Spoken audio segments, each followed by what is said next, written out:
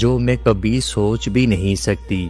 رات کا وقت تھا، کمرے میں ہلکی لائٹ تھی، درزی اور ماں اندر موجود تھے اور میں کھڑکی کے پردے کے پیچھے موجود تھی۔ اس بار ماں نے درزی کے کان میں کچھ کہا تھا۔ وہ ہنسنے لگا، کہنے لگا اتنی خوشبو ڈال لی ہے کہ کپڑوں پر مہک آ جائے گی۔ ماں نے شرما کر کہا، یہ خوشبو تمہارے کپڑوں پر اچھی لگتی ہے، سلائی کے ساتھ ساتھ خوشبو بھی بیچا کرو۔ میں نے اس دن کھڑکی سے ہٹ کر دل میں فیصلہ کر لیا، اب میں کچھ نہیں دیکھوں گی اور نہ کچھ سنوں گی، یہ راز اب میرا نہیں ان کا ہے۔ اگلی صبح ماں نے کہا، بیٹی اب درزی کی دکان پر اگر کچھ لے جانا ہو تو تم لے جایا کرو۔ اب میں خود درزی کی دکان پر جانے لگی، کپڑے دینے ہوں، ناپ واپس لانا ہو تو میں خود جایا کرتی تھی۔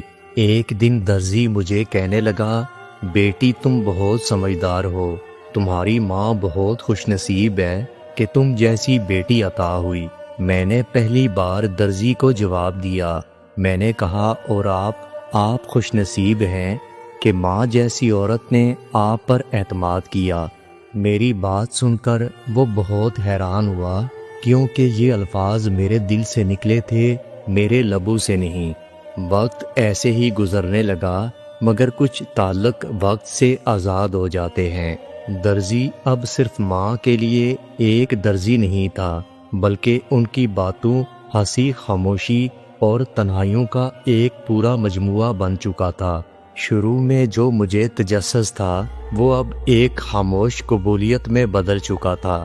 میں خود حیران تھی کہ ایک 15 سال کی لڑکی اتنے بڑے راز کی محافظ کیسے بن گئی۔ اس رات کچھ الگ ہوا تھا۔ ماں بہت دیر تک آئینے کے سامنے بیٹھی رہی، اپنے بال سنوارتی رہی، خوشبو لگائی، ہلکا سا میک اپ کیا اور پھر نیلے رنگ کا سوٹ پہنا جو ہمیشہ خاص موقع پر پہنتی تھی۔ رات کو 10:30 بجے دروازے پر دستک ہوئی۔ میں اپنے کمرے میں لیٹی رہی، لیکن دل کی دھڑکن نے بتا دیا کہ مہمان آ چکا ہے۔ کمرہ بند ہوا، پردے صاف ہوئے اور وہی پرانا سلسلہ شروع ہوا، لیکن اس بار میں کھڑکی کے پاس نہیں گئی، نہ میں نے کھڑکی سے کان لگائے۔ آدھے گھنٹے کے بعد درزی واپس چلا گیا۔ میں نے ماں سے پوچھا، ماں کیا ہوا، سب ٹھیک تو ہے؟ وہ میری طرف مسکرا کر دیکھنے لگی، کہنے لگی، بیٹی زندگی ٹھیک تب ہوتی ہے جب ہم وہ حاصل کریں جو ہمیں سکون دے۔ اگلے دن شام کو والد کا فون آیا، ہم 3 دن کے بعد لاہور میں ملیں گے۔ والد کی بات سن کر ماں کا چہرہ ایک دم بدل گیا۔ وہ چمک جسے میں روز دیکھتا تھا، وہ اچانک سے مدھم پڑ چکی تھی۔ شام کے وقت ماں نے درزی کو فون کیا، کہنے لگی، اب تم کچھ دن نہیں آنا، ہم ماں بیٹی اپنے شوہر کے پاس جا رہے ہیں۔